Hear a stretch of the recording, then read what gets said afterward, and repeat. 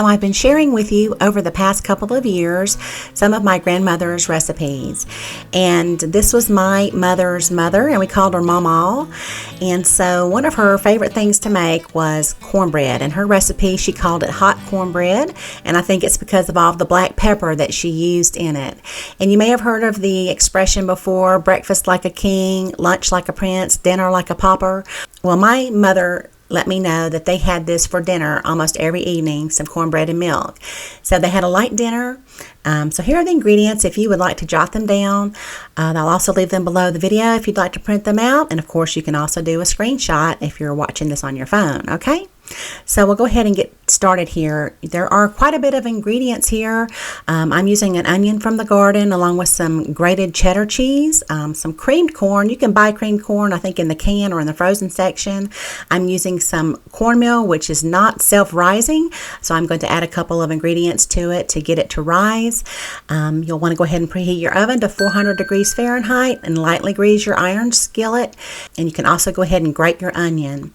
So we'll go ahead and combine our dry ingredients, our cornmeal, and our rising agents, along with the black pepper and a little bit of salt. I'm adding a little additional salt.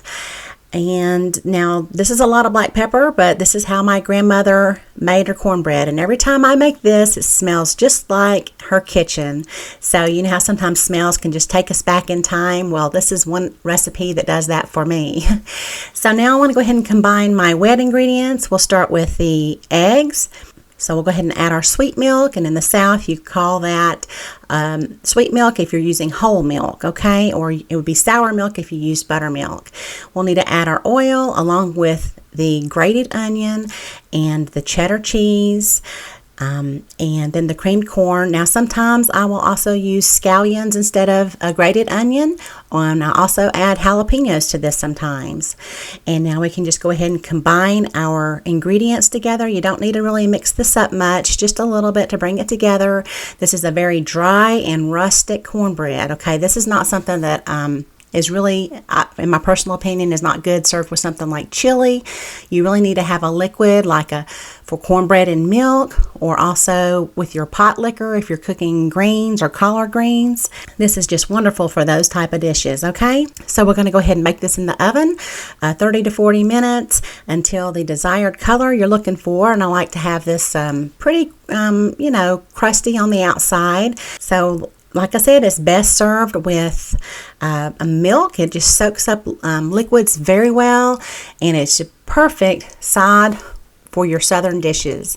So for instance, turnip greens, just make sure you get in there and crumble up some cornbread in there with the pot liquor, and it makes it so good. So don't forget to put some pepper sauce right there on your greens, and I hope you can give it a try. If you enjoyed the video, please give me a big thumbs up.